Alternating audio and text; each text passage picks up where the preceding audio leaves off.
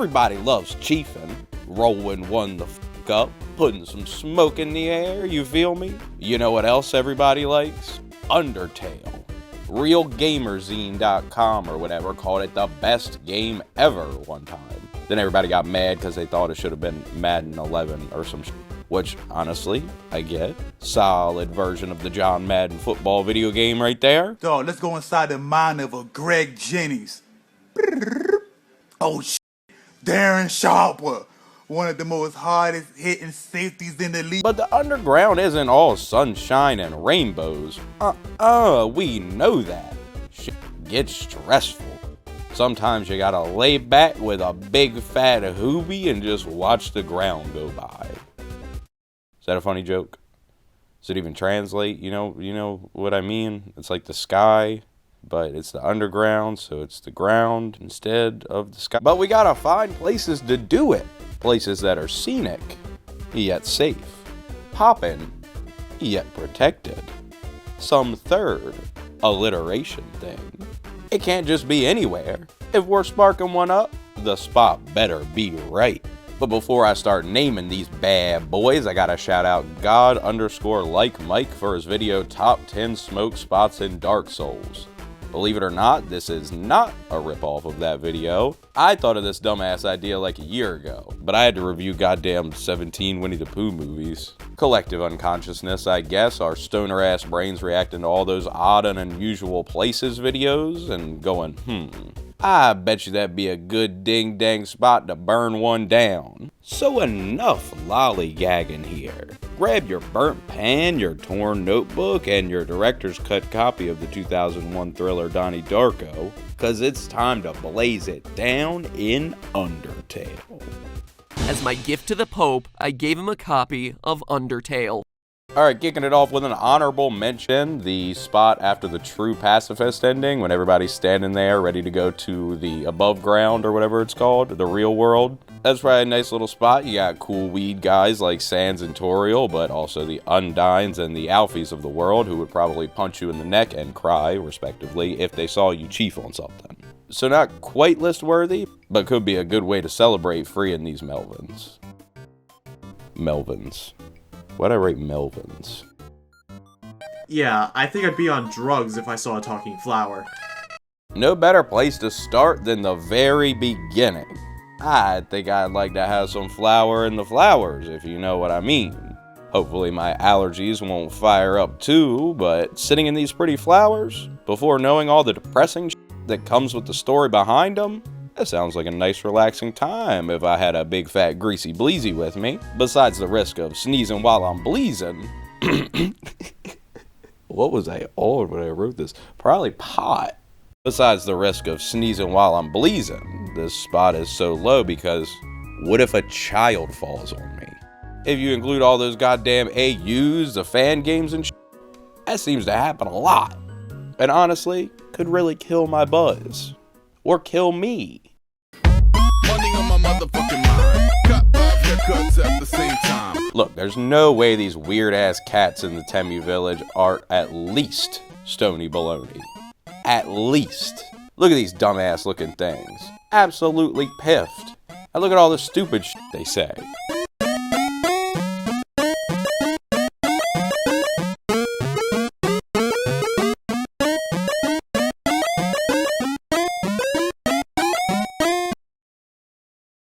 Those percentages gotta be through the roof of whatever they're hitting on. Good grief. But they'd have me bugging out.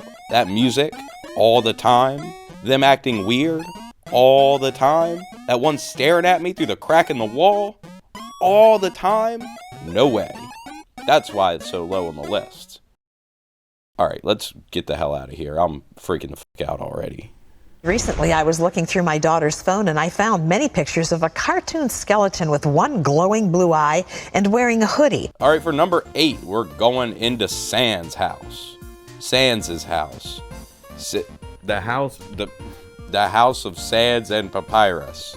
A working television, a comfortable couch, fire coming from under a door so you won't need a lighter. There's spaghetti to eat, probably in the fridge. A dog to pet, maybe under the sink. Everything you need, more or less, kinda, I think. Plus, there's Sans. If anybody's putting some smoke up in the underground, it's the funny hot dog skeleton. Silly jokes, traveling through time and space, the hot dogs. All evidence points towards Reefer. Reefers. But as far as his brother, probably don't want to smoke with the closest thing we got to a cop in the underground. Nah, that doesn't count. Not only might Papyrus threaten legal action if you spark one up, but if he did smoke, he probably would not react well. Might even eat all the spaghetti.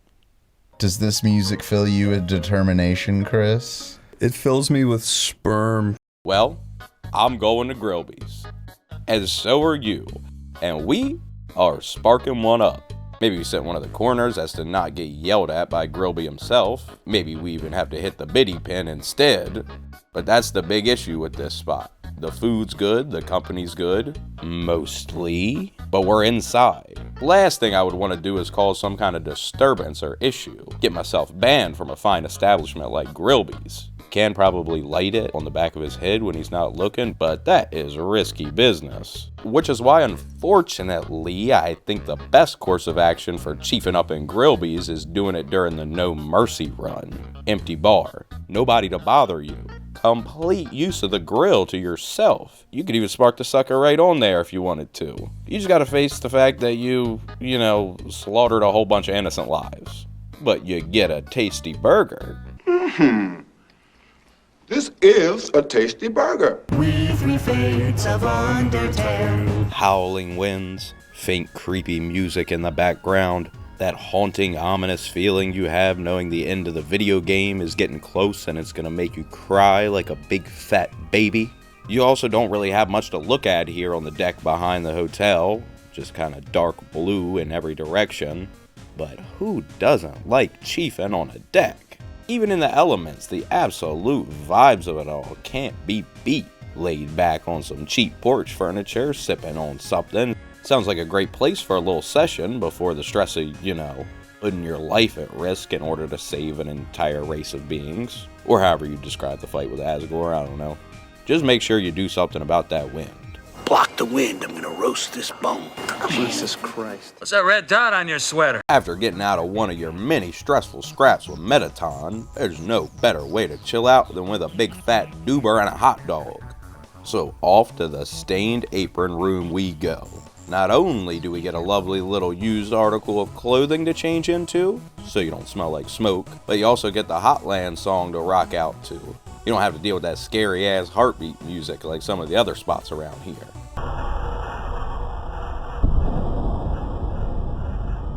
So stack them ding-dang dogs up top your head and head on over to cool it for a bit in a place so hot. You're plenty far from that magma, and while it's not the most scenic view, you do get this weird little piece of land right here to look at. What's going on with that spot? We can't get there, can we? What's it for? Somebody run and tell Pretzel.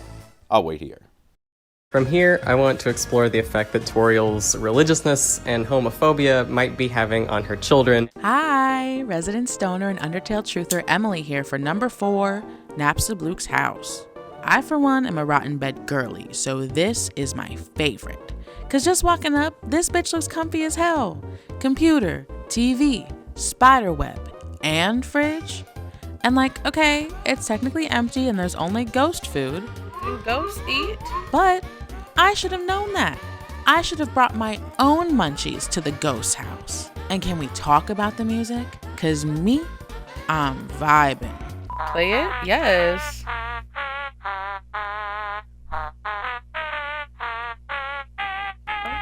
We can sit and debate quality, but we can't debate creativity. It's, okay, maybe a little spooky, but I'm still throwing it back. Then, when I'm worn out from dropping that load of spook wave, I can just lie down flat on the ground and the room turns into the sky. Whoa! Not this astral projecting. Don't even have to go outside for outside. This is very cool.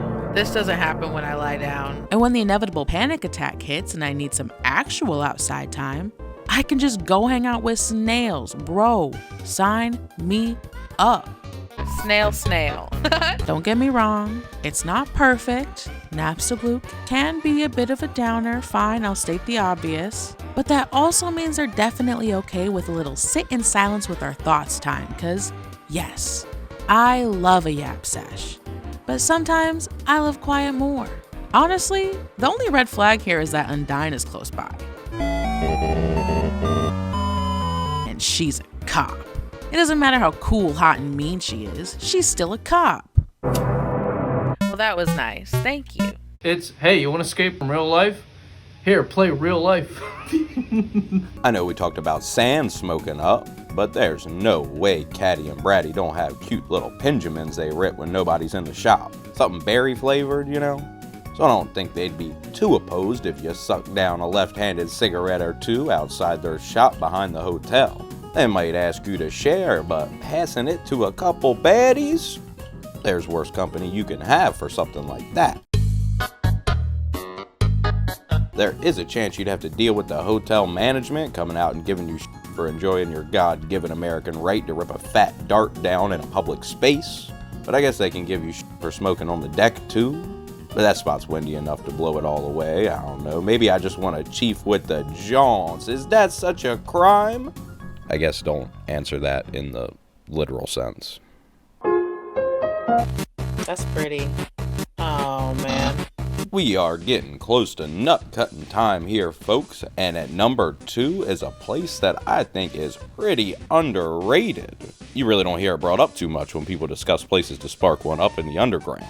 We're talking about that pretty little bridge after Greater Dog, but before the Gauntlet of Terror, you just got out of one of the more difficult early game fights. And while Papyrus is looming, his traps haven't exactly been fear-inducing so far. You might bug out a little when you see what he has in store for you at the end of the bridge. But of course he won't actually use it on you, so if it kills your buzz, just double back for round 2. Plus, to reiterate what was said in the intro, it's so pretty. A gorgeous view of the snowy forest down there, a cute little lake, a cute little island. This might be my favorite background in the whole game. I love it here. It reminds me of that spot right before you fight El Balador in Undertale Yellow. Well, I guess that spot in Undertale Yellow reminds me of this. There's that incoming threat, but the threat in reality is pretty dang adorable, and the view more than makes up for that little bit of eustress. No, not Eustace. Eustress. Before we hit number 1 here, let me go over a real quick rapid fire round of 5 places not to partake here in Undertale's The Underground.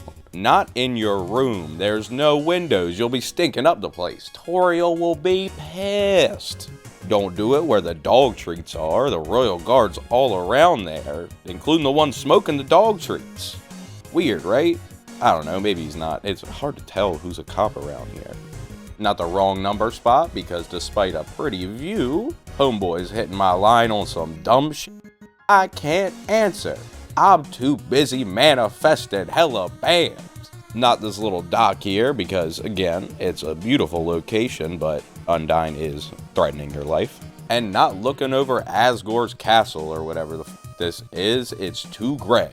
It's too boring. Forget about killing me, kill my freaking buzz, why don't ya? And all those monsters telling that depressing ass story? My eyes are red enough, I don't need to be crying too. Let me see what you have. No! Number 1, for me, has to be the toy knife room. People call this the balcony, I guess. You get a lovely view of the abandoned city of home. Name much? This spot's nice and isolated, nothing or nobody around to bother you, except maybe this Frogget. Oh, and according to that Frogget, apparently Toriel comes through that door with groceries, but I don't know where she gets those from. Some kind of spaceship? Some kind of hovercraft? DoorDash?